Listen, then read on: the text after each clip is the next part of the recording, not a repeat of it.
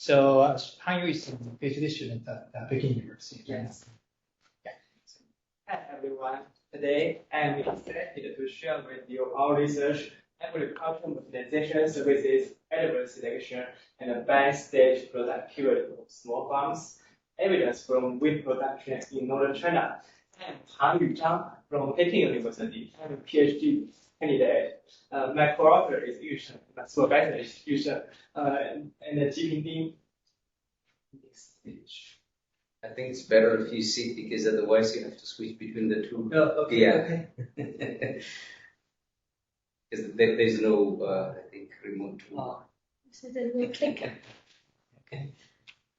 Rapid growth of mechanization services has revolutionized farming practice of smallholders in developing countries. They can both promote the substitution of capital for labor through savings and cost, and standardize farming practice and facilitate advanced technology embodied in machinery improvement. However, many challenges preventing small farms from adopting mechanical services to improve agricultural productivity, such as high transaction costs, limited supply, and moral hazard. In addition to the challenge above, question remains on how adverse selection matter for mechanization services adoption and its impact on farms' performance. Our paper examines mechanization services in China and its impact on farm productivity. We aim to investigate the adoption of mechanization services at a different stage and assess their productivity effects, both at each stage and overall, and examine how principal agent problem can cause farms to opt for less and low quality use of mechanization services. In order to do this, we estimate a multi-stage production function using a unique farm survey data for wheat production in northern China.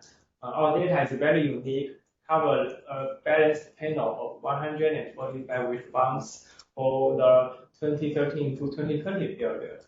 We compare the best stage input and output data for 3 stages: plowing, plant protection, and harvesting. We also distinguish between mechanization services and self-owned machinery. We also do a theoretical model to develop and explain the lectures of mechanization services. Let me introduce the background of the wheat production in China. China is the largest wheat producer in the world. In 2022, China's wheat sowing area and production are 23.57 million hectares and 137.7 million tons, representing 11% and 20% of the global total. And winter wheat in northern China has accounted for about half of total wheat production. Wheat production in northern China is dominated by small farms and comprises 3 stages: the plowing stage, the plant protection stage, and the harvesting stage. The plowing and sowing and harvesting stage need to be on time and are power intensive. The plant protection stage is complex and take a long time. We explain using these figures. The stage 1 is plowing and sowing stages, and stage 3 is harvesting stage. We can see the first and the third stage, the is within 10 days. The task is very simple. Indeed, in stage 1 and stage 3, the tasks can be done by 1 tractor and 1 combined thresher. It is very simple. But in stage 2, the time is about 3 months. It is hard to observe the result of the hired service. Because the provider gives the lowest quality, so it may have some adverse selection problems in this stage. Here is 2 facts that small wheat farms in northern China has achieved a rapid growth in yield and productivity over the past 2 decades. Wheat yield has grown at a rate of 1.3% per year for the past 2 decades. The increased productivity is mainly caused by the increasing mechanization service diffusion. You can see from the figure below.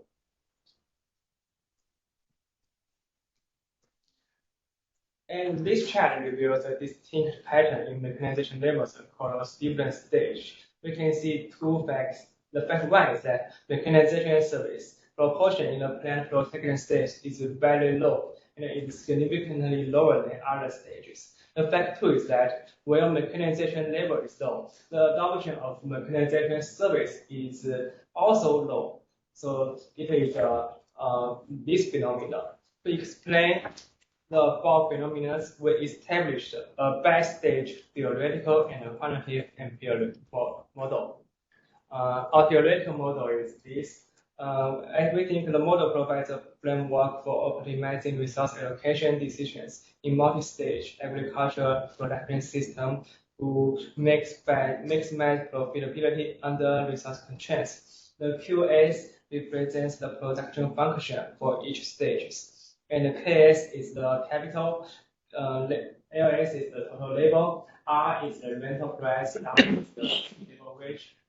They are all same across different stages. We make two assumptions to simplify this model.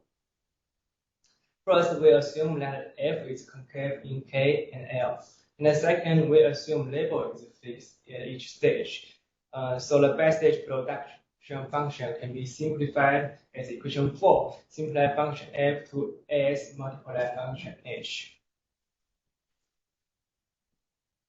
We further incorporating two parameters, alpha and t, to our bi-stage production function. Alpha is the degree of capital specialization, and t is the length of time.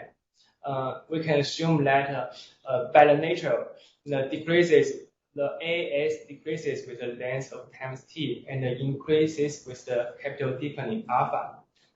So after the above assumptions, we can get partial k, partial alpha is greater than 0, and the partial k, partial t is less than 0. We can see from this figure. The left figure illustrates what agricultural machinery capital is fully self-purchased. The capital utilization in plant protection is low. And in the right figure, we introduce the mechanization customer service. We can see with alpha plan, it's less than alpha. Tasks are complex and times longer in plant protection stage. We have an even lower capital in the plant protection stage. This is our theoretical model. Can you clarify what is the mechanization service from your wheat picture? Do you rent service in stage 2? Is that what it is? Because let me quickly answer to save the time, because I'm for can I? Yes, for clarification purposes, the mechanization service means farmers didn't own the machine, but rent you to use the. I'm just renting the machine. Okay, I thought someone else come to do it. Well, sometimes. So it's capital they rent. It's not service they rent. Well, two types. Number one, they can rent you the service package, which somebody comes in to provide the service, including machine as well as drivers. On the other hand, some people, if they are talented to do the same, they can just use the machine itself. But the adverse selection is going to be different for those two cases. Exactly. A majority of the cases is the package, which is the running the people's service rather than just getting the machine.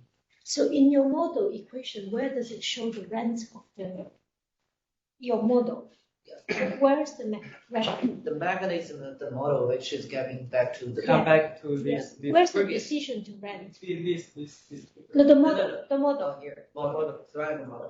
The renting decision actually is not here, which is actually is directly reflected in two parameters with the assumption because so it's the reduced form. Exactly. Okay. Yes. Thank you. And continue. To our estimation model, we use the output. We use the backstage estimation models. We use the output of the previous stage as the input to the next stage. So we use a CD function form and take a load form. We can get this. our task is to estimate this equation. To restore the unobserved TFP in the literature, we use the demand function for intermittent inputs of the three production stage S1, 2, 3 are next written as the follows: E3, E2, E1. And using a control function approach, we can inverse the above equations to provide the control functions for the three production stages, which is W3, W2, W1. We estimate recursively. And we also do a set of sensitivity analysis. After we estimate the production function, we get the productivity TFP. We then estimate the relationship between the customer service ratio and the capital labor ratio and to the TFP.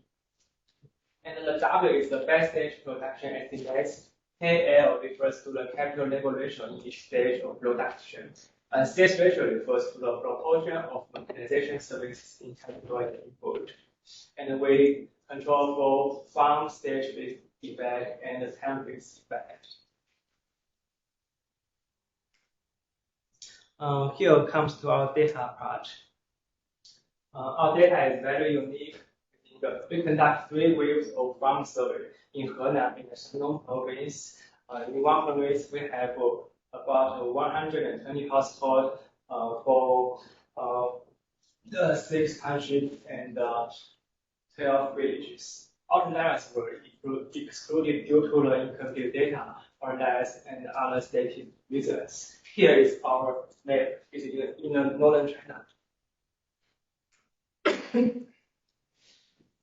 Grid production is categorized into 3 stages: plant protection, and harvesting. We make the input and output data to the 3 stages. In particular, the output data for the plant protection stage and the growing stage is the NDVI index. And then the other is the capital, land, and labor. We also distinguish the mechanization service and the self-owned capital.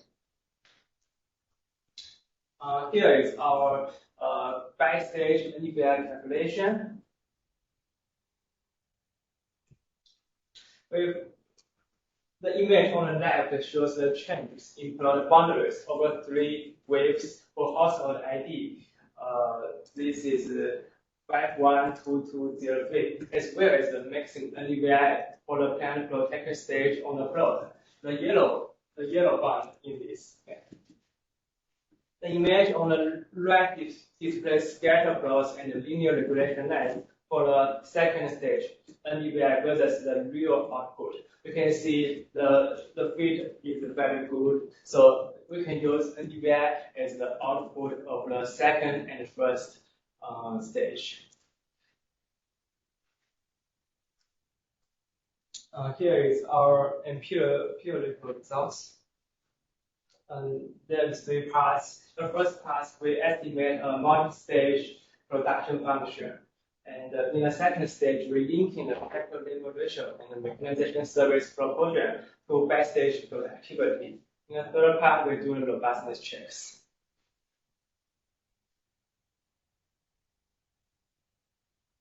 In the first column, K is the capital, L is the labor, M is the output from the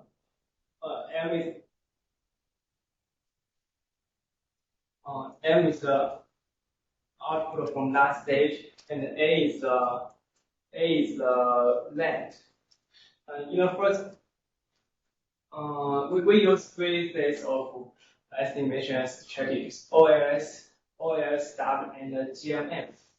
The OLS and OLSW is OLSW adjust the weight because our farms is too large according to the official statistics.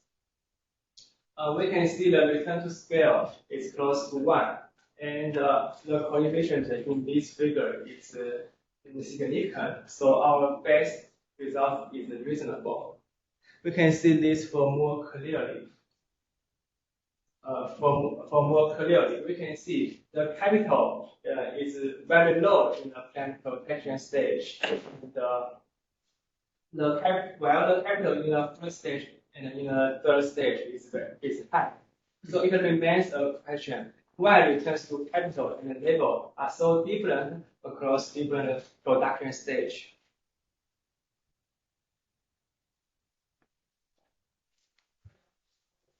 We then compare the distribution of aggregated by-stage TFP estimate with that of with the three stages. We can see the blue line is the second stage, is lagging behind, and it is very flatter. So the productivity in the plant production stage is lower than the other two stages.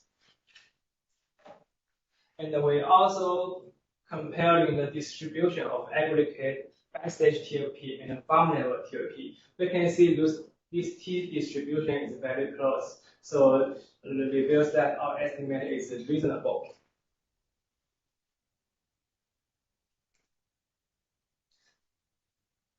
So in the second part, it is reasonable to linking the capital labor ratio and mechanization services proportion to the by-stage productivity estimate in the first part.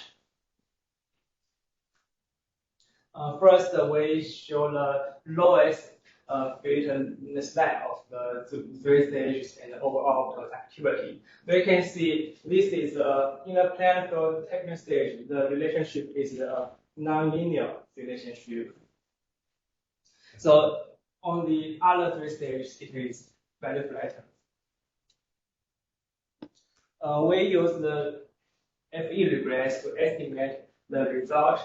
The dependent and the independent variables in column 4 are computed at the aggregate level, while in column 1 to column 3 are computed with respect to plowing stage, plant protection stage, and harvesting stage. We can see the pair ratio in the first stage is positive, while in the pair ratio and the mechanization proportion in the plant protection is negative.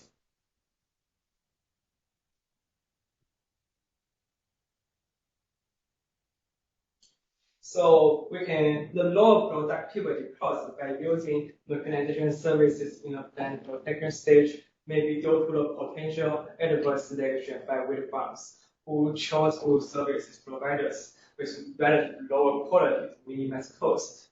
And we have another two findings.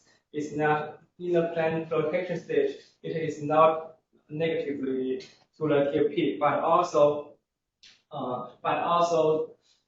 impede the overall TFP. That's not so one positive, one negative to impede the overall to be insignificant. In the third part, we do the robustness checks. First, we redo the estimation by adjusting for the difference in labor wages by production stages. And the second, we estimate the by-stage NDVI using nonlinear function form.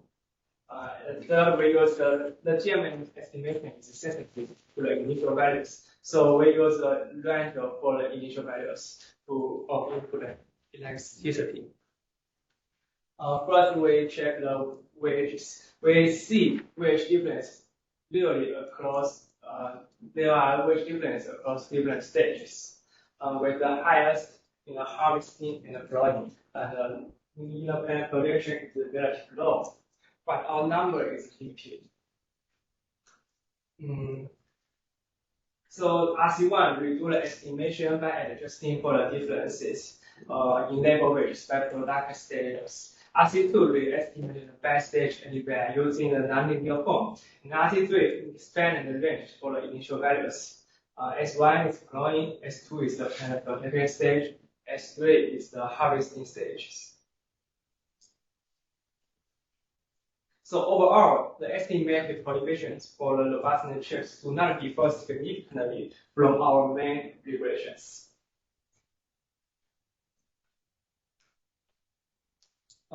So come to our conclusions. Mechanization services could negatively affect farm productivity in plant protection stage. It harms the further increase of capital intensity and the cost decrease in overall farm productivity. The existence of adverse selection by farmers could be a potential cause. It can impede the substitution of mechanization services and generate negative spillover effects to downstream production stage, as we see in the previous table. These findings provide insights in regulating the market for mechanization services. An optimal choice of backstage mechanization service may not help to enhance the overall productivity. Thank you.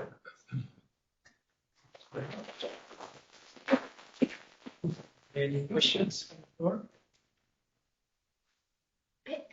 I think maybe the presentation was too short. I didn't see the linkage between the model and the empirical part. It looks like the empirical part you included land and intermediate goods, but in the theory part, it was just capital and labor. And I think land must have played a very important role in the case of China, because I don't even know whether they can rent land to increase the farm size given the land policy in China. And to benefit from these mechanization services, they will need a bigger size. So I didn't see the linkage between that and the empirics. Yeah. Can I answer, or we have more questions? I think you want, yeah. Okay. Yeah, please. Yeah. The quick answer actually lies in two things, and then later for more detailed things, I can share the paper which explains more detailed things. Number one, actually, we are trying to using value-added based model. So primary inputs to the value-added based part of things being used for that purpose. Okay, so intermediate inputs actually is being used in this control function in order to make the identification between unobserved productivity and its correlation with the capital and labor part of things. Now, in all the models, you can also see that land has already been controlled. But what we really care about is capital labor ratio relatively, so that the impact of the land part of things being controlled. This is one part of the answer. So in the model, land is like TFP? No. A in the regression result. No, in the model. No, in the model actually it's already separated because it's controlling the residual part of things. But wouldn't that affect your choice of tail? Yeah, I'll give you the second part of the explanation, which is coming from the survey data itself. Okay. Now, empirically, that when we do the survey data, we actually ask each of the farmers to pick up 2 plot, which is collect the information about by stage input and output on the wheat production plot. So therefore, on average, the 2 plots actually be using to estimate the whole farms. Say they have 5, even more plot farms, so that you can impute and estimate the farm level type of things. So that in the particular type of situation, we can monitor in terms of the real plot level type of thing. So that land effect, which you mentioned about property control. In our exercise itself, in the appendix, we also actually account for using analytic function to accounting for the soil quality differences in terms of contributing to the impact itself. Now, getting back to your question regarding the theoretical part, we treat land as a residual, which is keeping land contribution to be relatively separated from its impact on the capital labor part. So it's actually in reduced form. When in reduced form, land type of things being isolated. Yeah.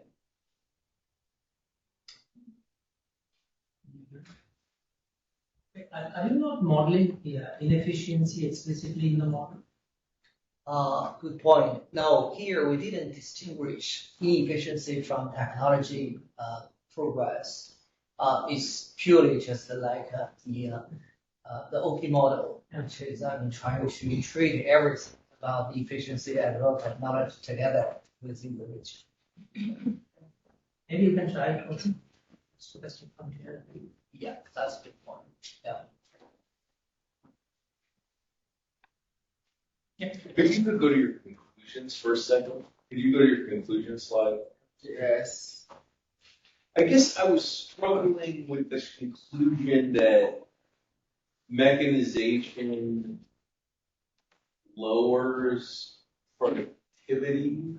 Yes. Yeah, I mean that we need a I think a much better counterfactual where you're looking at, non-mechanization, and if most of it's coming from stage 2, I mean, it may just be that that's lower productivity, because of the nature of it being more labor intensive or whatever. So, I mean, what's the return to not, on farms that aren't using fertilizer, aren't using other forms of mechanization? And I think you need to show more clear evidence that there actually is adverse selection going on before you make that claim. I think you need to be a little more careful about that conclusion that we wouldn't want mechanization. Right.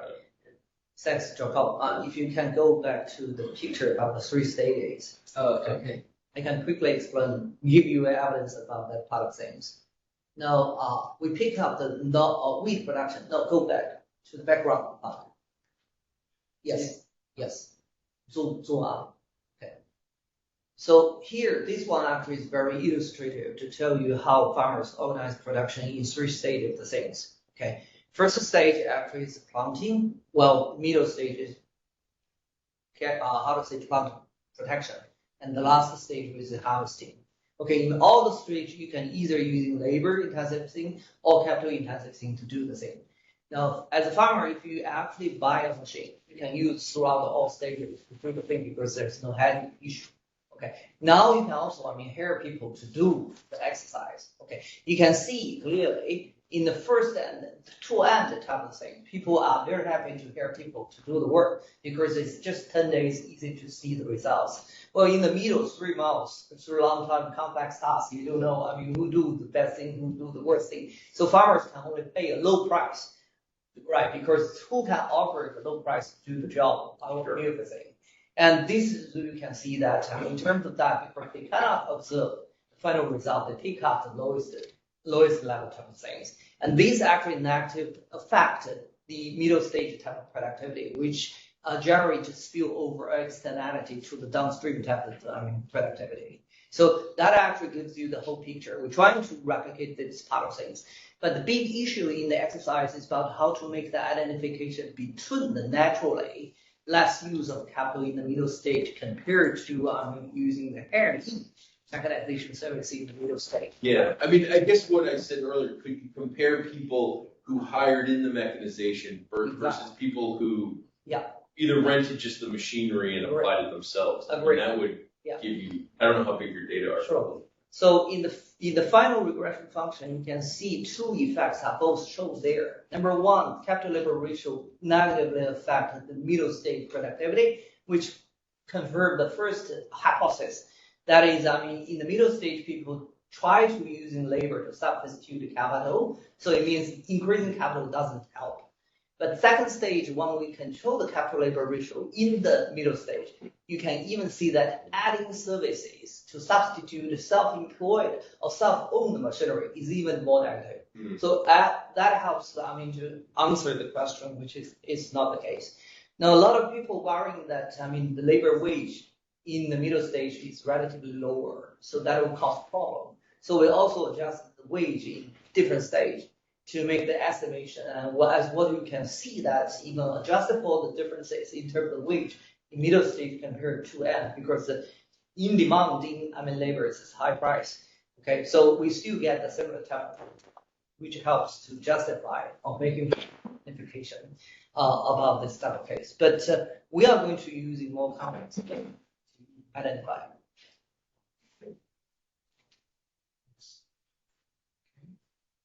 Any other questions?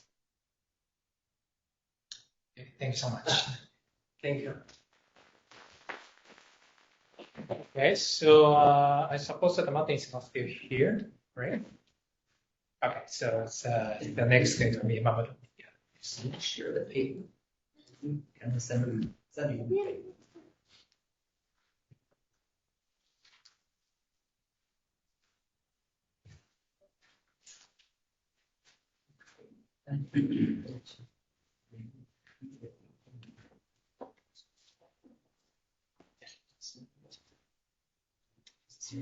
Yes, she's home. If you can stay.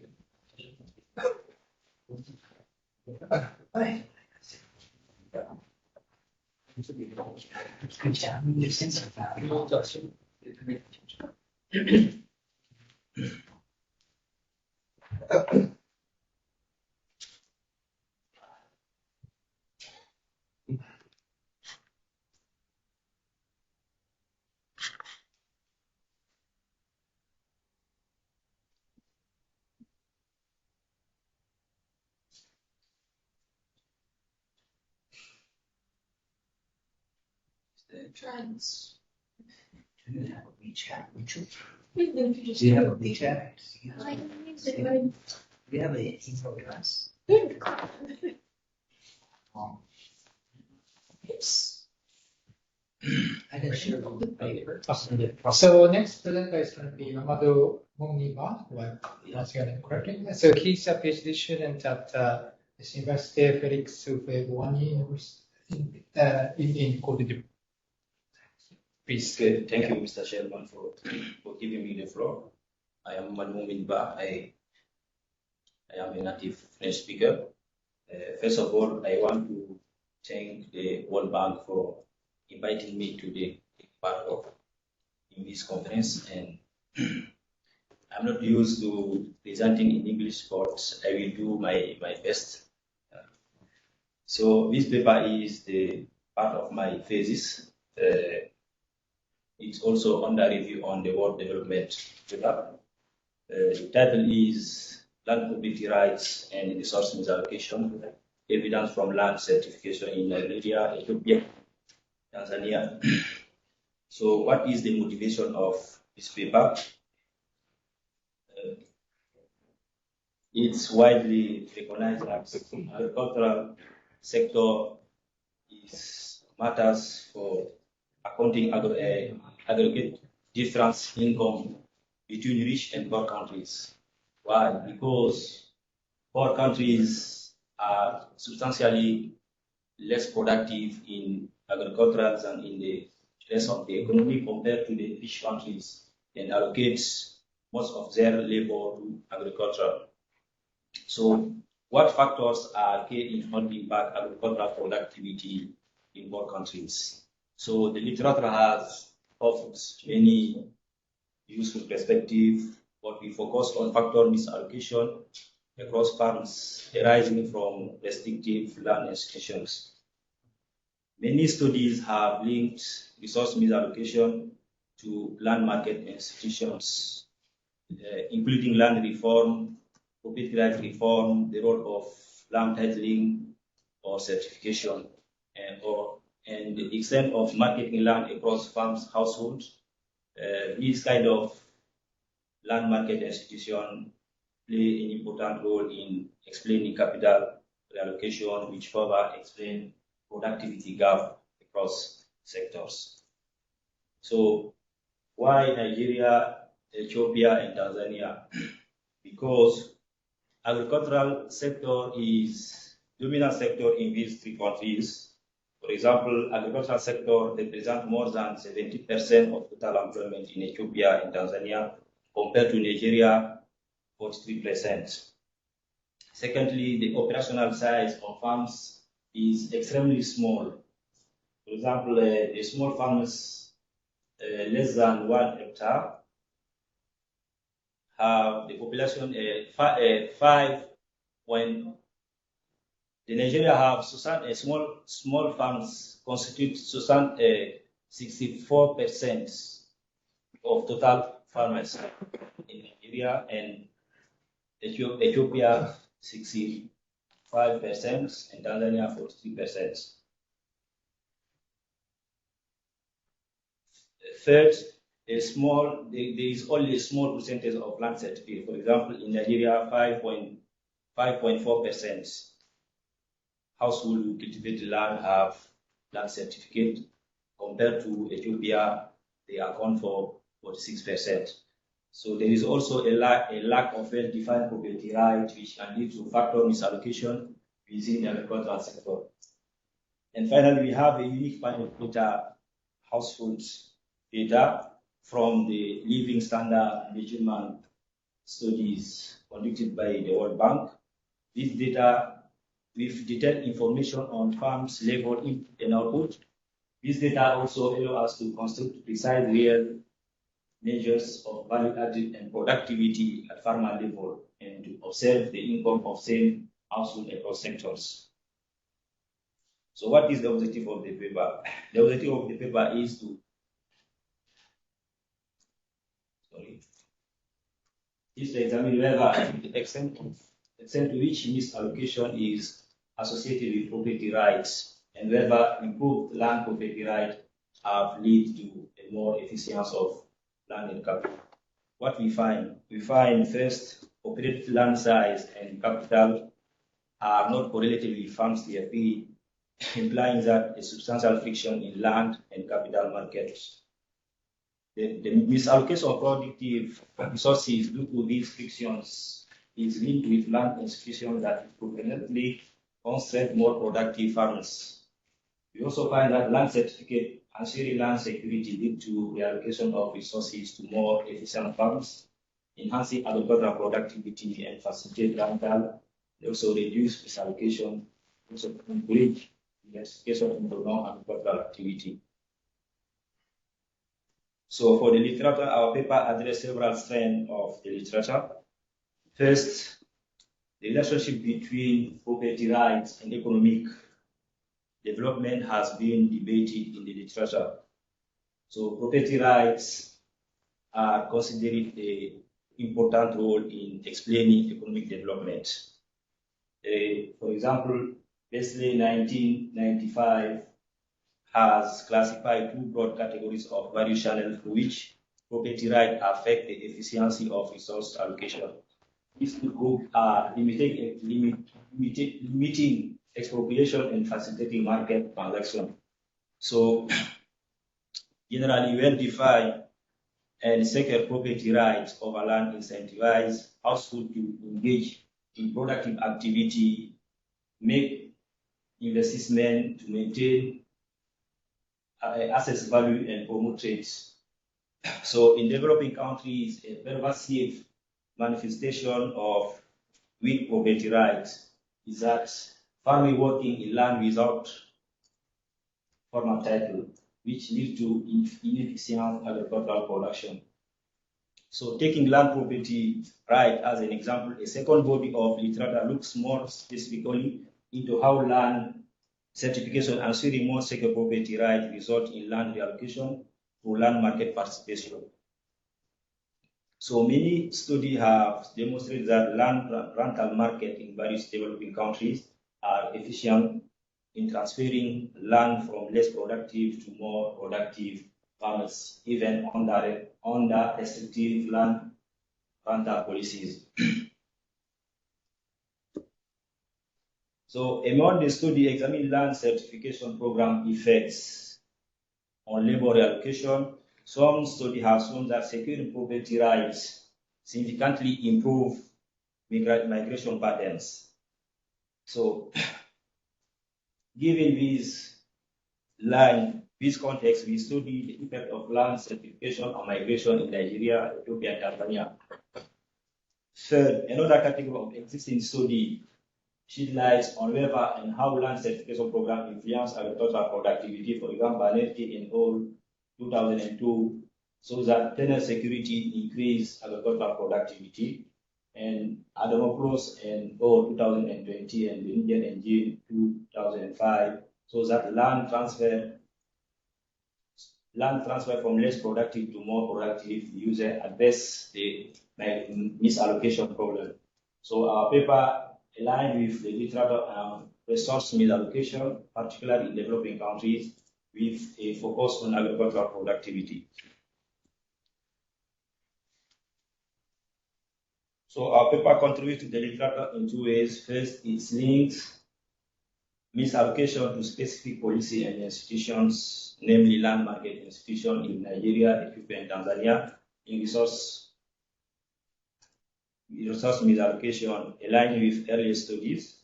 Secondly, it contributes to the classical theory of property right proposed in the literature by exploring the implication of land property rights on resource misallocation, specifically examining the effect of land certification, land redistribution, and labor reallocation. Additionally, we follow a theoretical model based on Teniger and G in 2005, who demonstrate that land certification reduces transaction costs, leading to an increase in agricultural productivity, output for land reallocation. So, unlike study focusing on single countries, this paper encompasses a comparative analysis across 3 countries, African countries, enhancing the understanding of land property rights in diverse settings. So about the data, we use a household survey data, the living standard measurements study conducted by the World Bank. Our sample was restricted to agricultural household representing 10,023 households in Nigeria, 5,391 in Ethiopia, and 6,200 in Tanzania. So the survey provides detailed information on input and output market and capital, land size, and also how to calculate value added, and also land certification. We focus on the household funds as the unit of analysis. About the methodology, first, following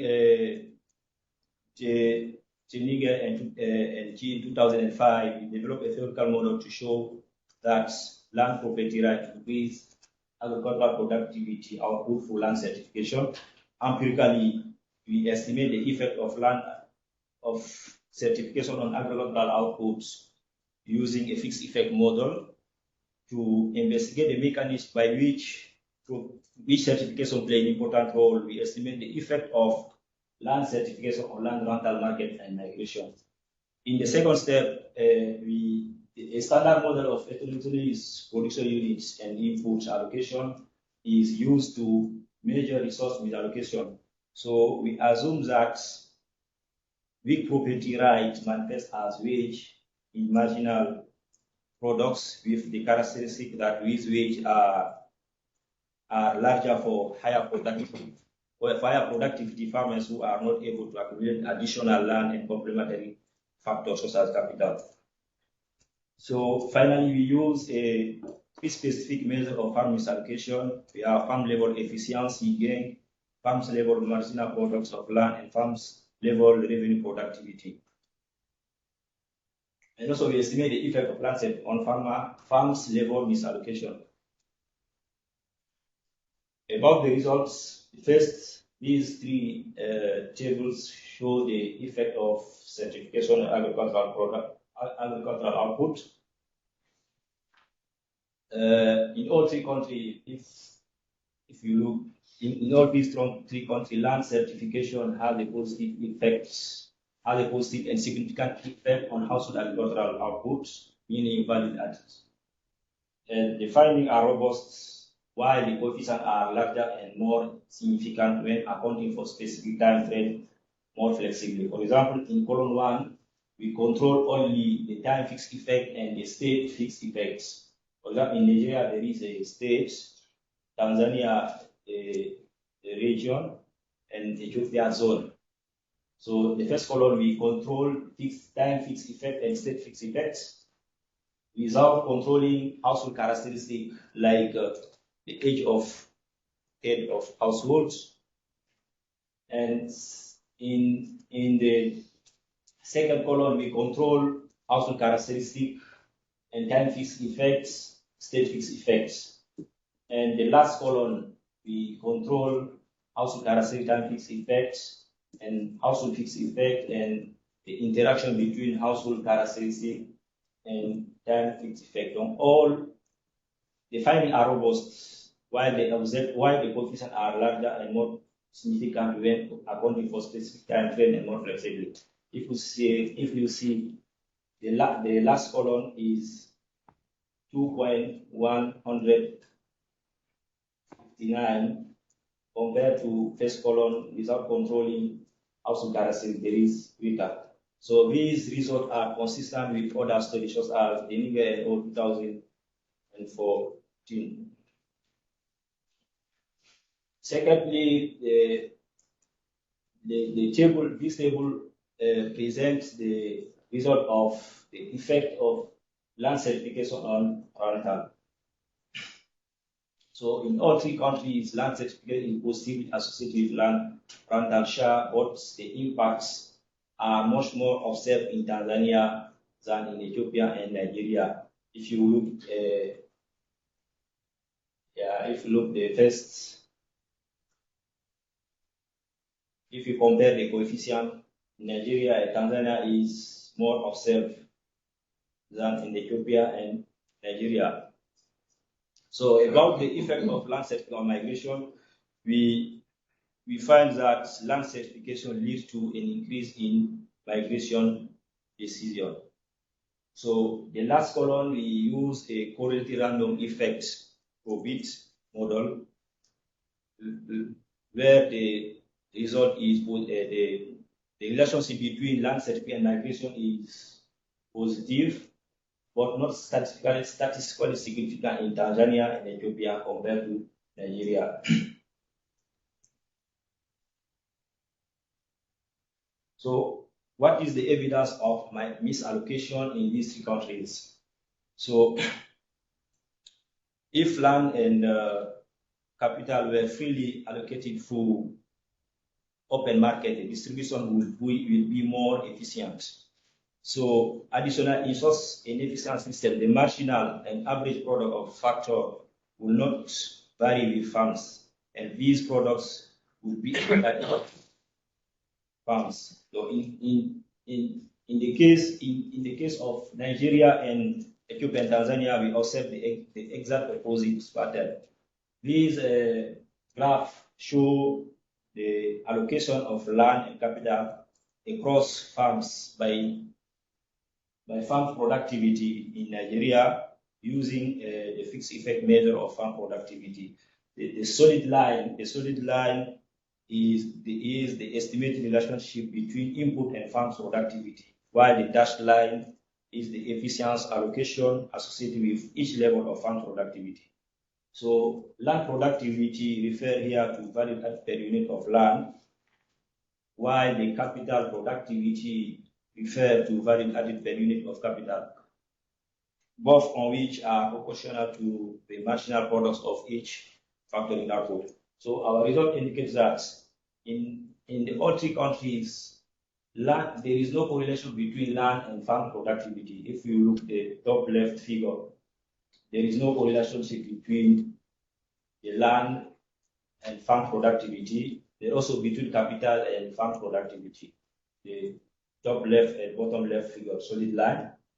But if we look in the top right and bottom right figure, we have a positive correlation between average productivity of land and farm productivity across farms, between average productive capital input and farm productivity across farms. But if we take the dashed line, there is no consistent with inefficient allocation of resources across farms. It is the same for Ethiopia and also Tanzania. So in terms of factor-specific distortion and productivity, factor-specific distortion is captured by revenue productivity, TFPR. So this figure plot the farm-specific distortion and productivity. So we find that there is a strong positive correlation between farms distortion and farms productivity in all three countries. So which means that the more productive farms face higher farms specific distortion. This relationship reflects the nature of land markets in these countries. If you look at the standard deviation of TFP is in Nigeria is 0.85. The standard deviation for revenue productivity in Nigeria is closer than 1. And the correlation between the two is 0.88. It's the same like Ethiopia and Tanzania. So for the efficiency gain, what would be the productivity in the absence for farm-specific distortion? So we find that eliminating misallocation across farms household within zone increased agricultural output by 122% in Nigeria, 53% in Ethiopia, and 100% in Tanzania. Misallocation occurs both across farms household with different productivity level and among household with similar level of productivity. However, most gain come from reallocating resource across farms with different TFP, with increased agricultural output by 51% in Nigeria, to 28% in Ethiopia, and 52% in Tanzania. So input reallocation across zone, when we control the land quality but not remove zone specific, the efficiency gain in Nigeria is 200%, Ethiopia 120%, Tanzania 138%. So the traditional cross-sectional measure may not fully account for time-specific transitory shocks and other factors possibly leading to overestimation of gain. So for the cross-sectional using zone, we have in Nigeria 137%, while the cross zone in Nigeria 2026%. So removing the output wage arising from the land institution increased TFP by 77% in Nigeria, 39% in Ethiopia, and 71% in Tanzania. So for the effect of land certification misallocation about the three countries, we saw that land certification reforms significantly reduced efficiency gain. For example, first column, Nigeria, 4 column in Ethiopia, and 7 column in Tanzania. We saw that land certification reform reduced the efficiency gain. But these effects are not significant in Ethiopia and Tanzania. Additionally, coefficient associated with land certification using other measure of misallocation like marginal products of land and revenue productivity, the results are also negative and significant in all these countries. We control the time fixed effect and zone fixed effect. What is the conclusion? We using a quantitative framework and farm level panel data for these three countries, we examine the effect of land certification program on factor reallocation and agricultural input in Nigeria, Ethiopia, and Tanzania. First, we find that reallocation factor, land and capital to their efficiency use increased agricultural TFP across farms. The evidence shows that land and capital are severely misallocated among farms within zones in all three countries. Secondly, we estimate a permanent fixed effect. We estimate a farm TFP and show that operating land size and capital are not correlated with household TFP, which means that it indicates that a significant misallocation in the agricultural sector. We find that ensuring land security for farmers in form of land certificate lead to the reallocation of factor input to more efficient farms, resulting in positive aggregate effects. Moreover, we show that land certification facilitate rental and reduce misallocation, which in turn enhance agricultural product. Additionally, obtaining certificates alter the likelihood of household remaining in agricultural, as, for example, families with certificate were more likely to have migrant members in the household. So our result provides important policy implications and suggests that the implementation of a secure property rights system to facilitate the decentralized allocation of land will not only generate large productivity gain, but also create sufficient incentives for households to make choices that improve the efficiency of resource allocation. Therefore, policymakers should prioritize land-tenure security to support sustainable land use and modern agricultural development. So increased productivity and farm size due to better allocation of input among farmers can also induce changes in farms management by providing incentives for farms to use modern input and better technology. So we leave this important area for the research for future. Thank you. Questions? I think in the previous session there was a paper on Vietnam, I think looking at the effect of measurement error on misallocation. So I think countries like Ethiopia or data, household survey data, I think a lot of measurement errors have been reported in terms of land size, in terms of self-reported output and so on. How do you see that in your work with the measurement error survey? And my second question is, when you look at Ethiopia, when you control for region, you don't see any relationship between productivity and certification. So whether that will be due to the way certification program will work, and rather than certificate effect, maybe or capturing differences across regions.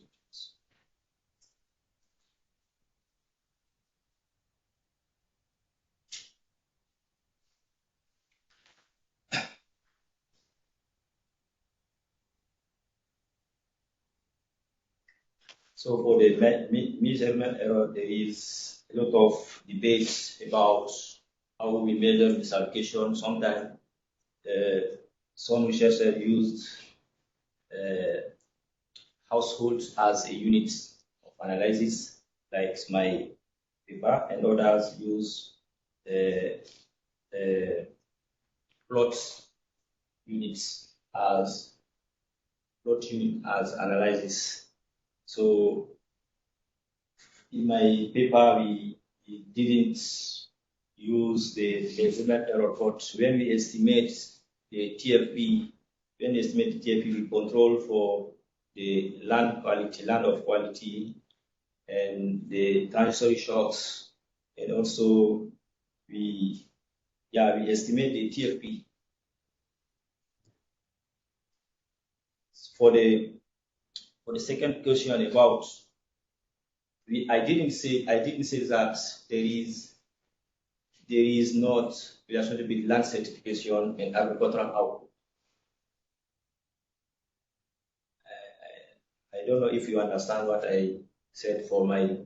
No, in your result tables, when you control for state effects, I mean, there was no relationship between certification and productivity. Which slide? The very first slide, I guess, of the results.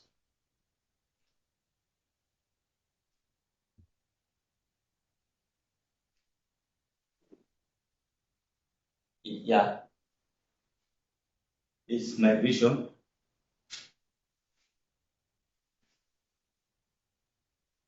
Yeah, this one here.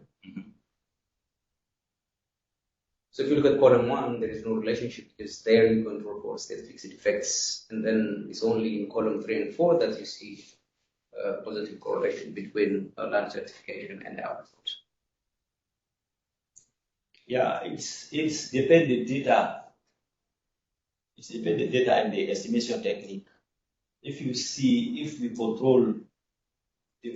control house characteristic and fixed effects, there is a signification. There is a positive significant. But also when we estimate only land certificates on agricultural output without controlling house characteristic, household fixed effects, household characteristic fixed effect, then the interaction between household characteristic and fixed effect, there is no relationship, but the coefficient is positive. There is positive, but not significant.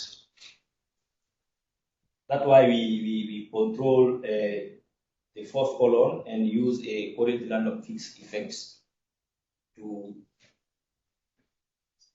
maintain. Tanzania, why is 3 and 4 so different? You just add the characteristic times time, and you jump from 0.058 to 0.8. The first and second column. No, for Tanzania, the last two columns, drastically different.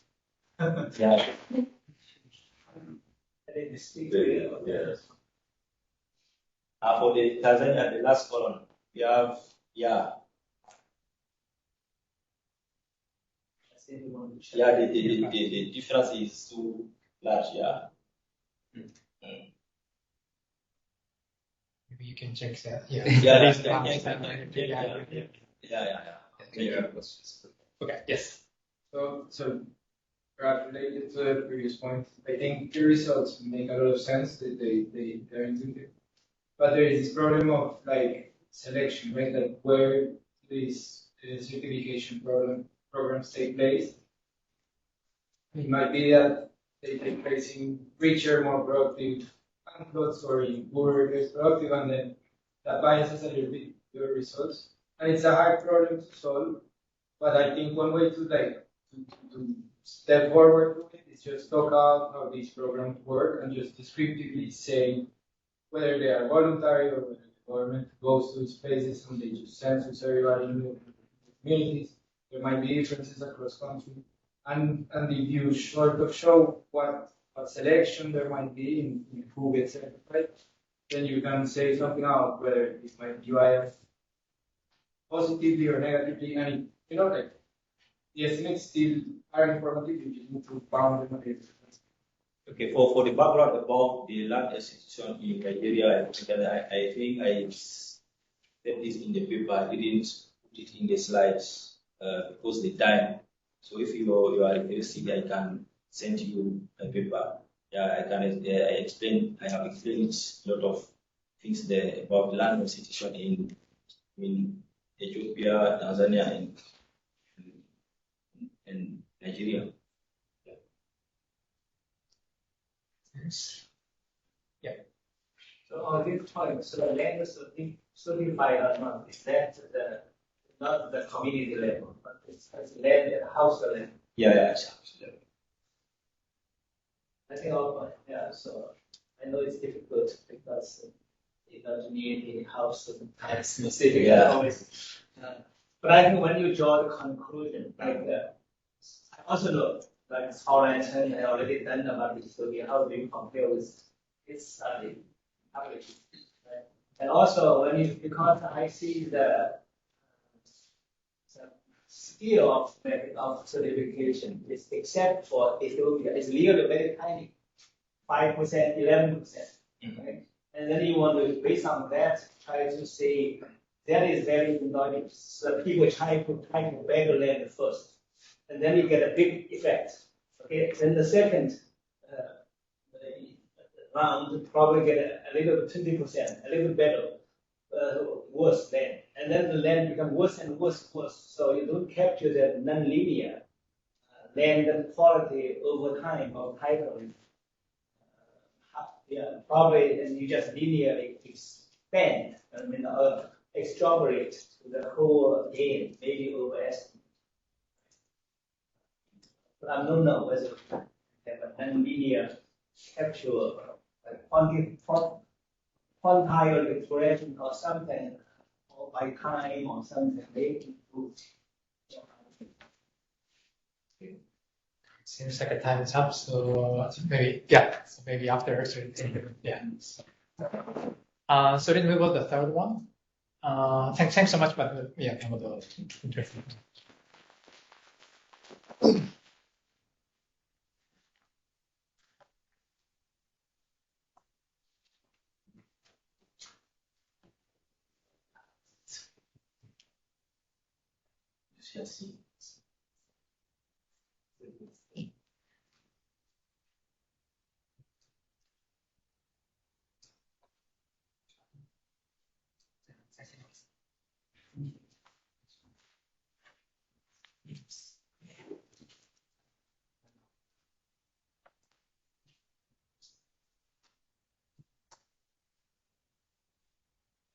Okay, so the last presenter, I guess, unless there's no Martin. Yeah, there's one here. We're still okay. All right. So so it's going to be the 3 presentations in this session. But so the last presenter is going to be Daniel. Ali? Yes. Ali. Okay. Daniel. Yeah, Daniel. Yeah, he's a senior economist at the World Bank. Yes.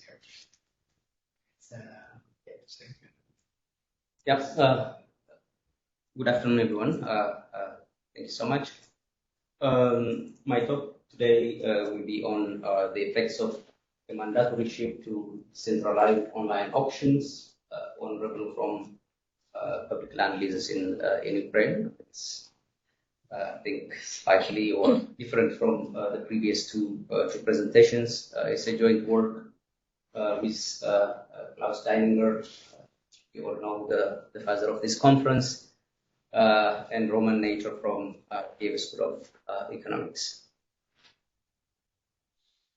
So let me start, why we are studying the mechanisms for which public land or public agricultural land is transferred in Ukraine.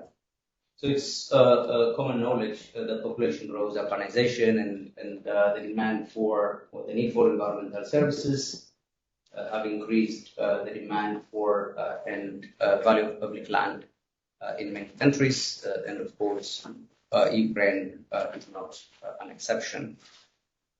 In fact, this development has transformed even communal land, which once was considered as marginal, into a valuable asset even for private parties, such as agribusinesses and urban development.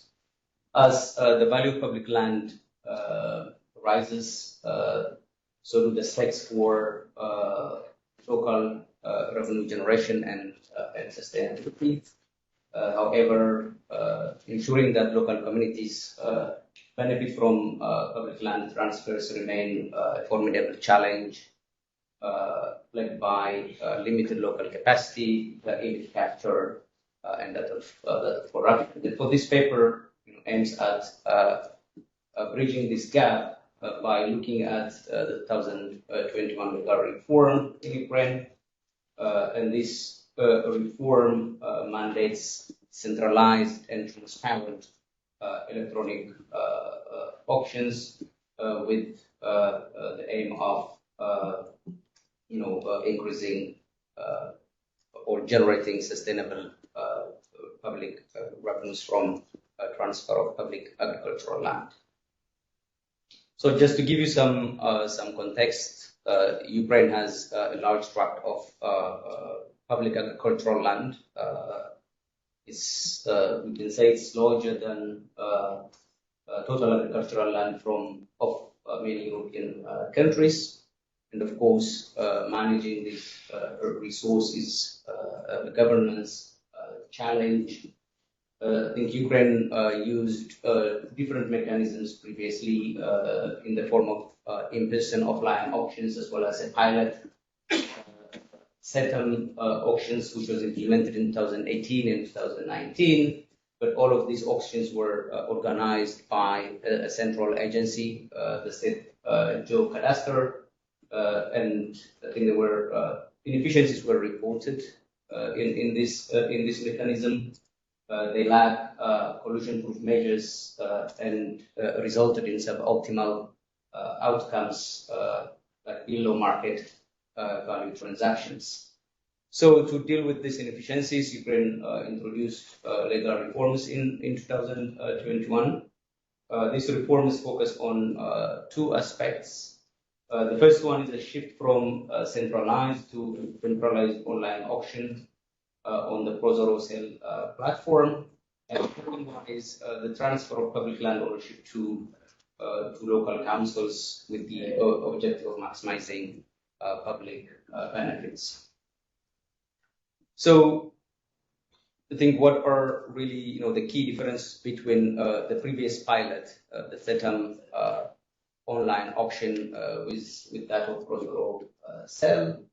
I think there is really a significant departure in terms of who is organizing the auction. It's a move from a centralized to a decentralized system. And I think this new system really ensures transparency through real-time monitoring and disclosure of participants' identities, as well as it significantly promotes competition through multiple trading platforms, as well as separation of system administration from auction organizers. That is in addition to the shift from a centralized agency to much more decentralized auction system organized by local councils. So just to give you the punchline of our paper, the first one is on the impact of Prozoro cell on lease prices. Our results shows a surge by approximately 175%, and our result is robust across several tests, indicating the efficacy of the new auction system in promoting competition. And the second one that I would like you to go home with is the estimated annual cost of delayed governance reforms. If the reform had taken place a few years back, I think the cost, there was a possibility to reduce cost by about US 500 million per annum, underscoring the need for timely governance reforms. So let's move now to the data sources. We use different data for this analysis, but the primary sources are the SCGC or the Geocadastre website for auctions conducted before November 2021, which is before the reform.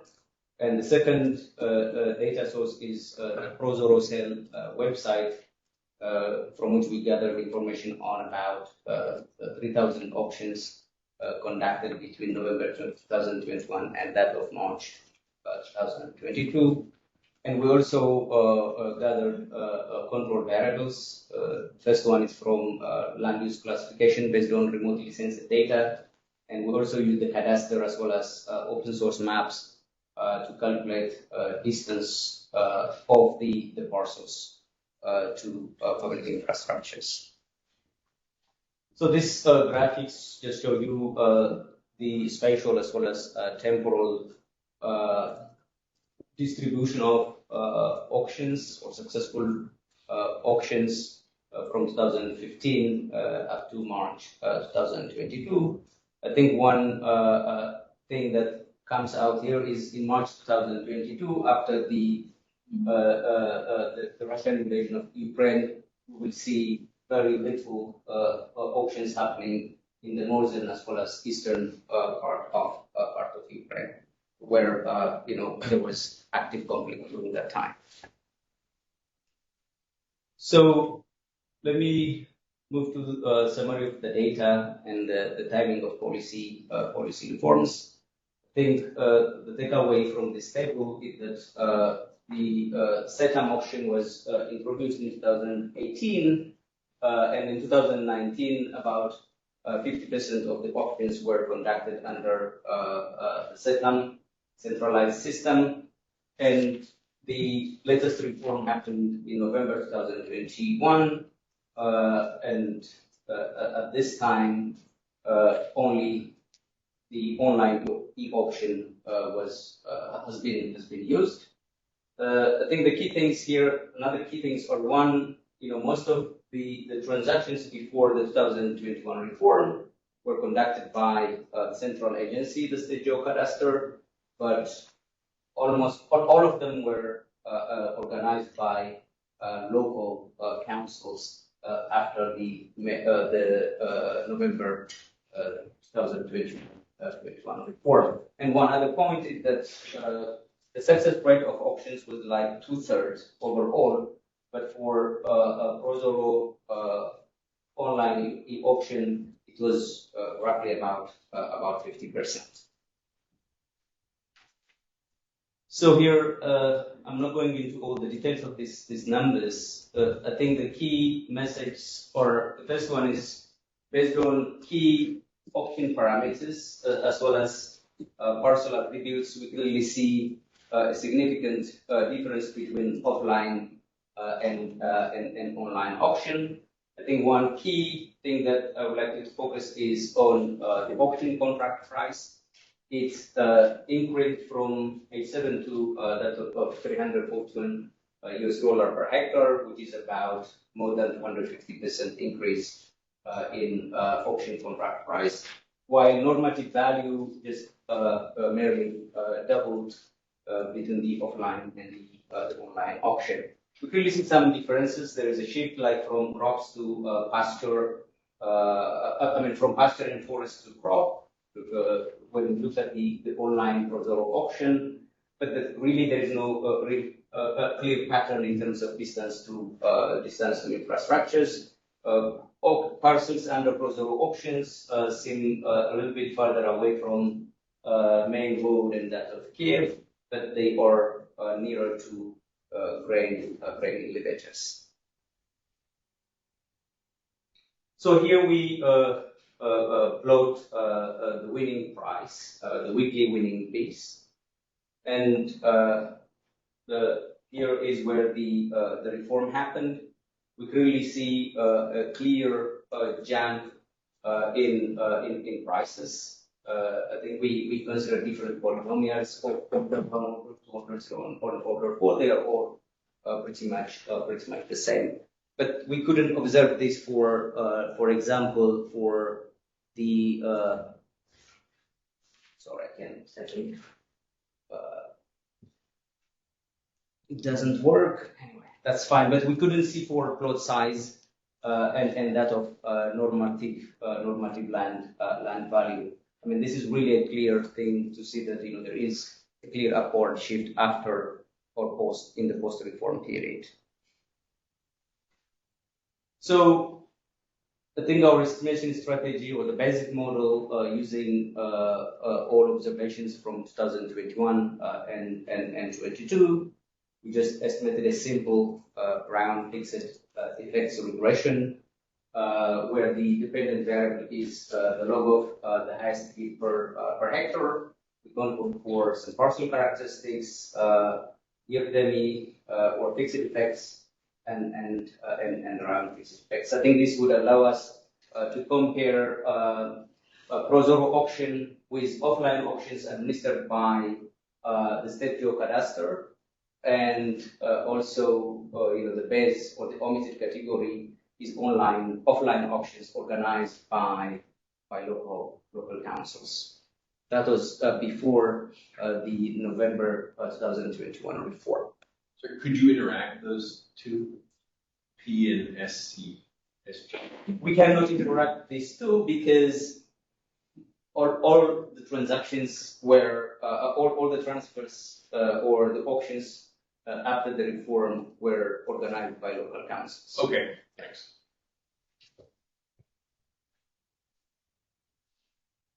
So, in addition to the basic model, we also conducted several robustness checks to check the reliability of our findings. The first one is we use, instead of all the data in 2021 and 22, we narrow the time window to 20 weeks. This is just an effort to mitigate compounding effects from institutional changes.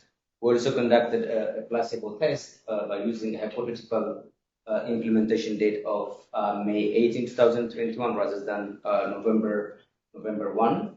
Till this May 18, we considered that because the law of mandating e-auction was passed, but implementation started in November 2021.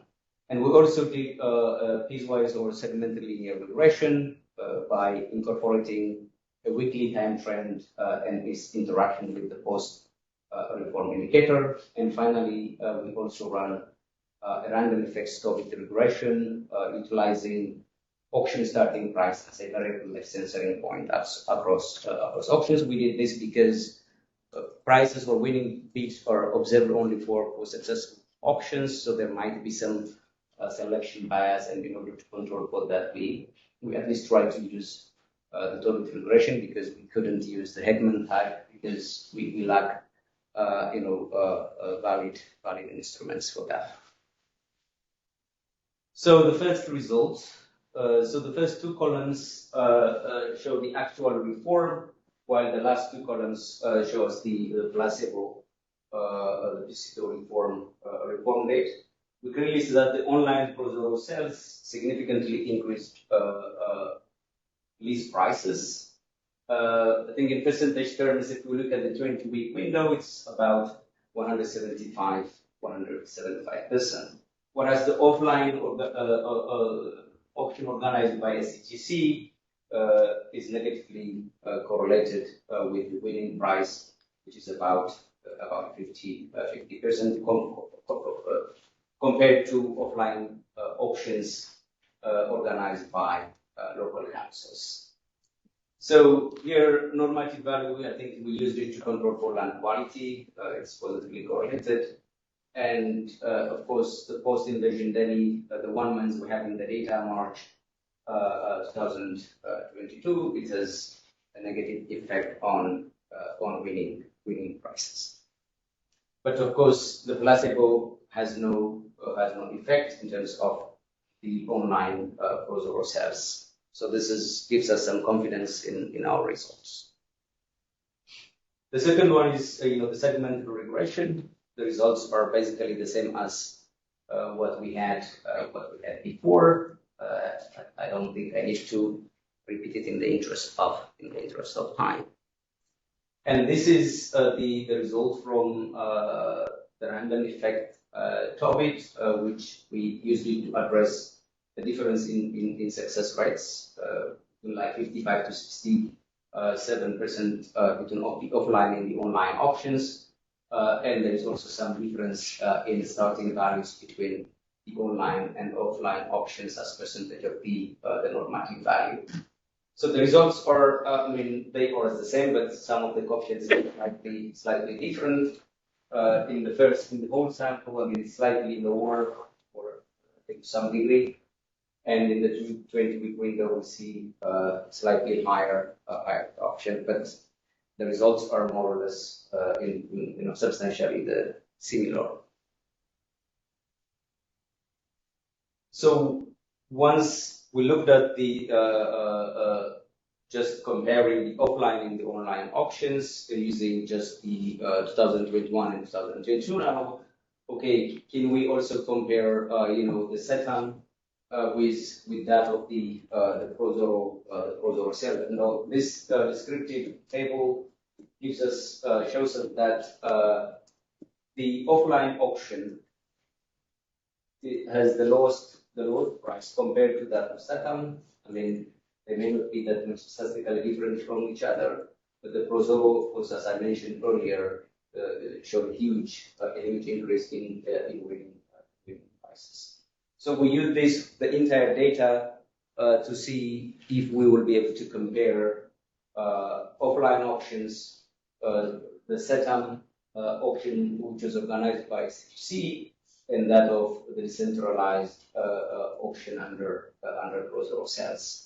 So here, once again, the omitted category is the offline auction organized by local councils. We clearly see that when we use even the whole data, we see that it increased. Prozoro increased it by the same magnitude. And then the next one is the offline auction organized by local government, the omitted category, zero auctions. And then comes Setam, which is lower by about 20%. And then the last one is the offline auction organized by SCGC, which was lower than by about 40%. So we use this as this result to estimate the effect of the delayed governance reform. This is just a back of the envelope analysis. And if all the transfers before the reform were conducted under the reform modality, there will be a gain of about 64 million US dollar per annum. But then on top of that, if we add, the 1.5 million hectares that were transferred under or through free privatization, the incremental or the annual revenue from incremental land would exceed about 500 million US dollar per annum. Finally, this is just to show you how the dynamics of the auction or transferring public land to auction looks like after the war.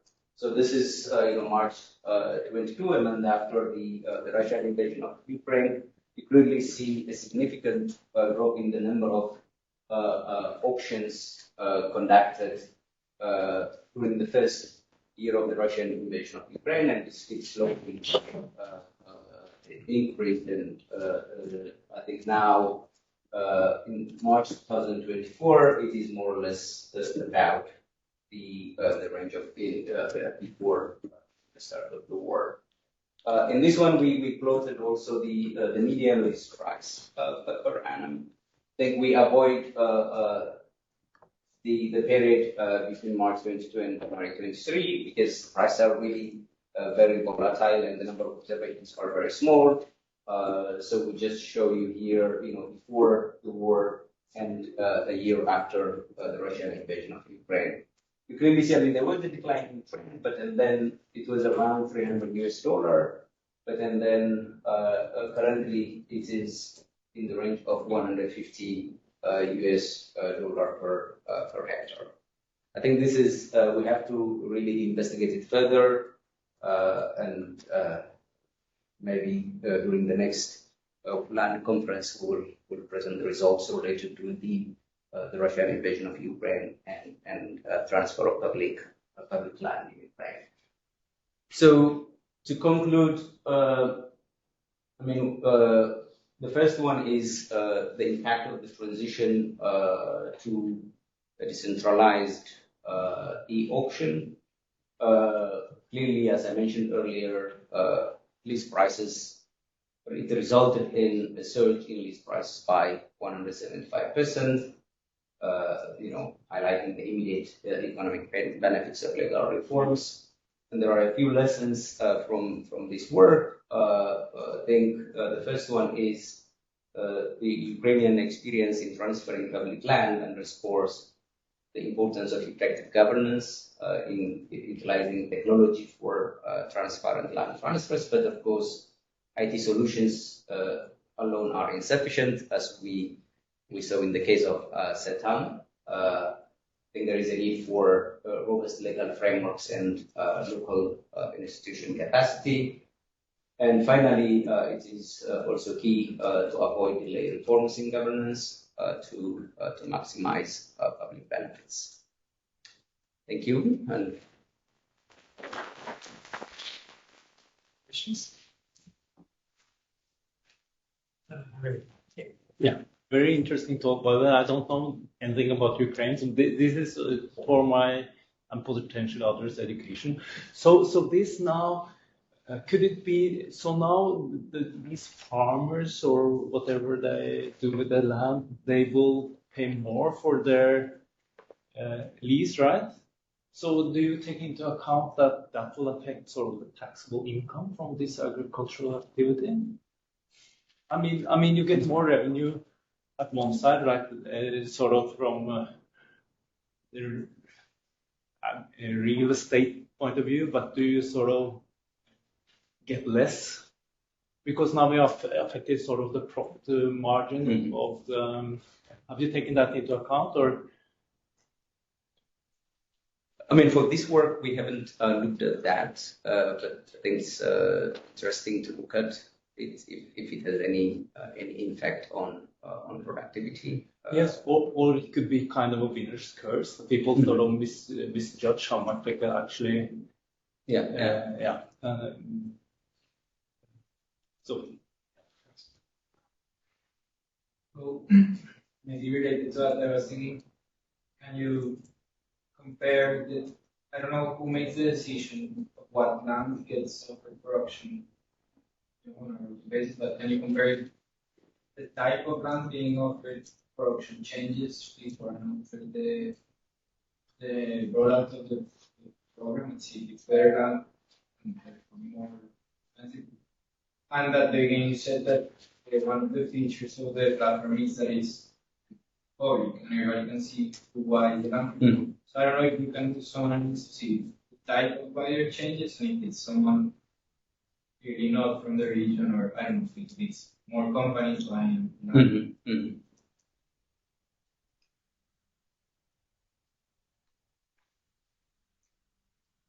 Do you have a sense of how much public land there is on the supply side? Because obviously at some point it's fixed. So is that explaining some of the decline in the number of auctions? I mean, are they running out of public land? You might want maybe you want to look at like share of all land that's sold, is how much of it's going to auction as another measure of use of this auction.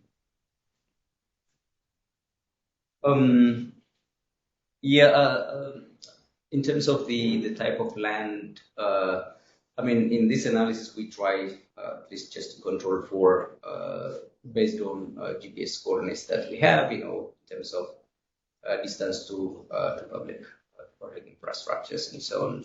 But we don't have any other information on the type of land, but I think it is something worth exploring.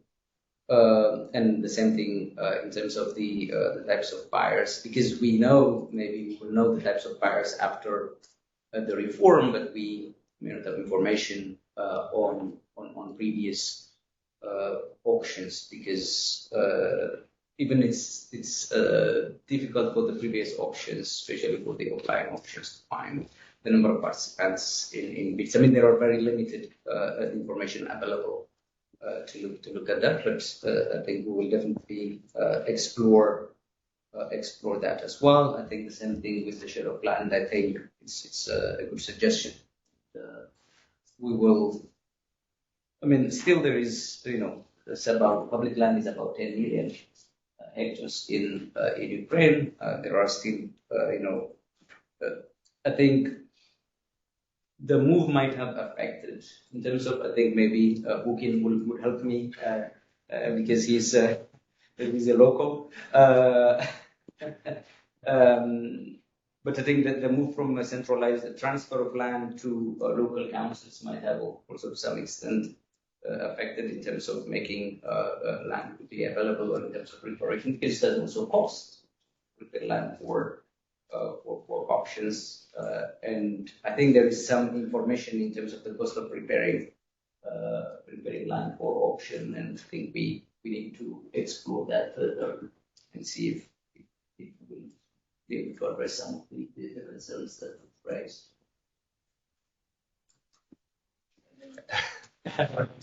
Yeah.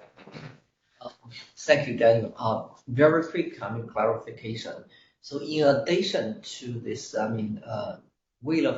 changing will of a transaction itself, what the key differences between the initial centralized auction compared to the new one? Is there any particular, procedure change also may affecting the price of other things? In addition to transaction itself, that's like what? So, as I mentioned, the previous auctions were organized by auction organizers, and the system were at least, controlled by a central agency. So in the reform, there are multiple. There is a difference in how the auction takes place. There are multiple platforms.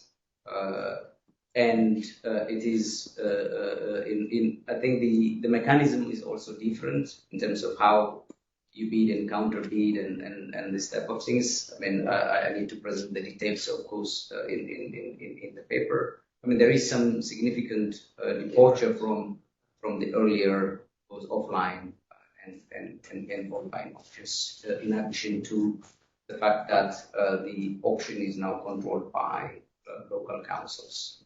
Right. But there are multiple platforms.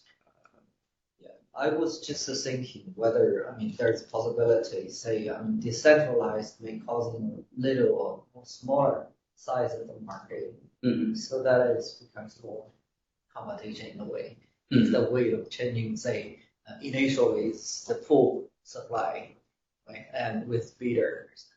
But now if you have 3 pieces of land into 3 local areas with limited bidders. With limited bidders or more bidders? Well, the last, I would say, well, it's more like monopoly competition rather than free market terms. Okay.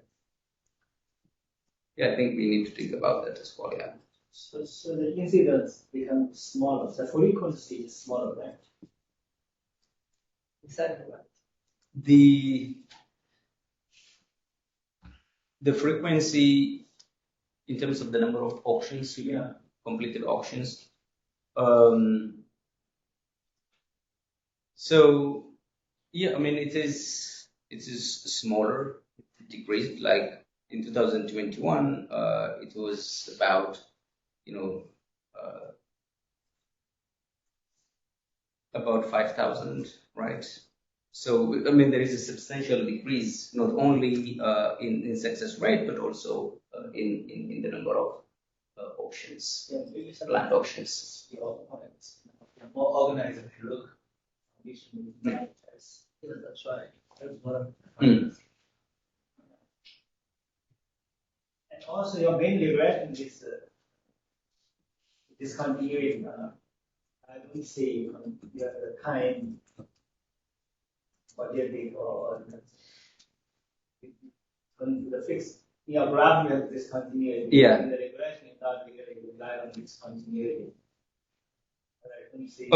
So what we did is we tried to do that in the segmented regression by controlling for the weekly time trend and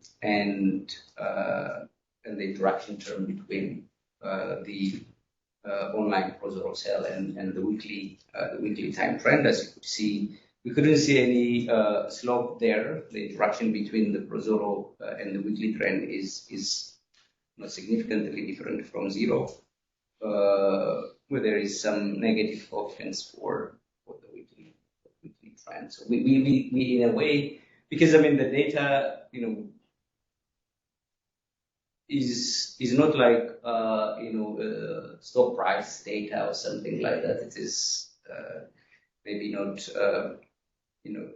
to consider it as a discontinuity is hard. So that's why we also rely on the basic model that we just estimated using the round fixed effect and the time effect, controlling for all the observed also and auction characteristics.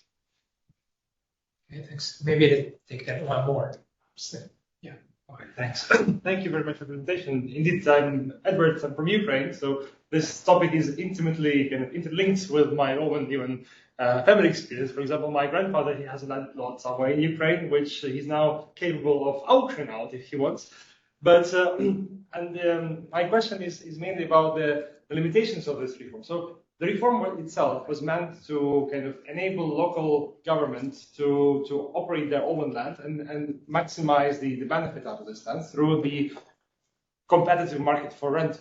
But now, basically, those millions of hectares of land are gradually being rented out. And in my opinion, this is the first stopping point where the auctions are exhausting themselves, their potential, because all land is rented out, the contracts are automatically renewable. And what is the incentive for local governments basically to re-auction their land again, to get higher price? Because the point of this whole reform was to bring the land prices in Ukraine from $50 per hectare to something that is in Poland, for example, $400, $600 per hectare. Now we see that the prices are flattened down $200 per hectare. So there seems like there are some kind of breaking, some confounders which prevent this system to realize even higher prices than these potential prices for lender. So my question is, what do you think are the next kind of points, which are bottlenecks, that prevent this land market from functioning even more efficiently compared to what it is now? Do you think it's the optimal solution, or it's still suboptimal in a sense? Yeah, I think we really need. I mean, that's why I just presented the dynamics after the war and where it is now, close to $150 per hectare. I think for that analysis, we also need to have some data on agricultural productivity in Ukraine.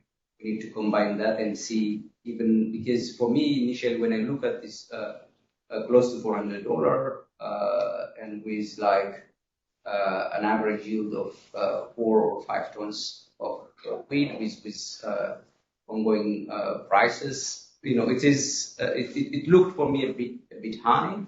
And then whether it's going to be a reverse into realizing that the difference in terms of agricultural productivity. And I think we need to look at different data and see first whether that the observed winning auction price whether that makes sense or not, or whether this 150 is really in line with the agricultural productivity in Ukraine. I think we need to dig a bit more into the data.